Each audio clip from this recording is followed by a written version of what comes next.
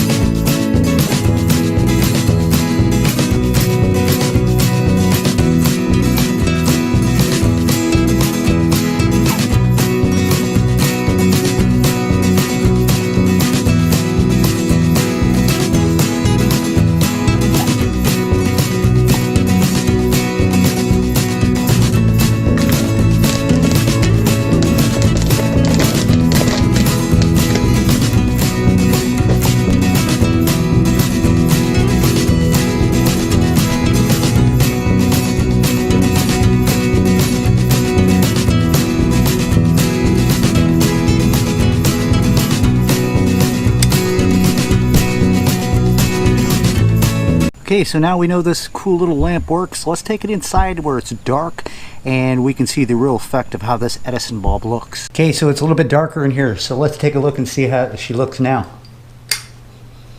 Ah, excellent.